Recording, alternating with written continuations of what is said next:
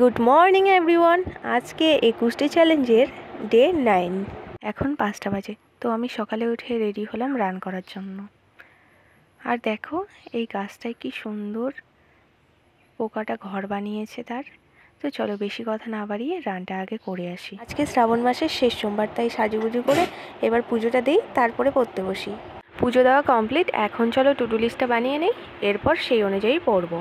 কালকে রানটাকে স্কিপ করে অনেকটাই ভালো হয়েছে, আমার পা ব্যথাটা একদমই কমে গেছে। এখন চলো আমি প্রথমেই রিজনিং প্র্যাকটিস করে নেই। এই রিজনিং ক্লাসটা কালকে করা হয়েছিল, কিন্তু কালকে আর করতে পারিনি, তাই আজকে এই ক্লাসটা কমপ্লিট করব। তো অর্ধেকটা কমপ্লিট করি, তারপরে খাওয়া দাওয়া করে এসে বাকিটা কমপ্লিট করে নেব। আজকে সকাল থেকে আকাশটা অনেকটাই খারাপ, কিন্তু গরম ঠিক তেমনই আছে যেমন রোদ উঠলে হয়। তো চলো খাওয়া দাওয়াটা কমপ্লিট করে নিলাম, এবার বই নিয়ে বসি।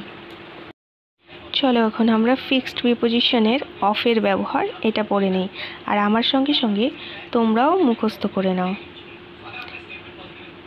তারপর আমি কমিউনিটিতে কোশ্চেন পোস্ট করব, তো তাড়াতাড়ি করে তোমরা অ্যান্সার করতে পারবে, এর ফলে আমাদের রিভিশনটা হয়ে যাবে। প্রথমেই আছে অ্যাভোরেন্স অফ, এরপর অ্যাকিউজডের সঙ্গে অফ বসে।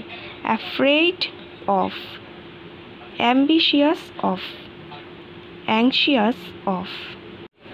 এরপর আছে ashamed of, assurance of, aware of,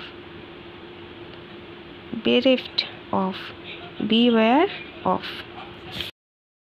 এরপর আছে boast of, capable of, cautious of, certain of, charge of, composed of, consist of, confident of, conscious of, convicted of, convinced of.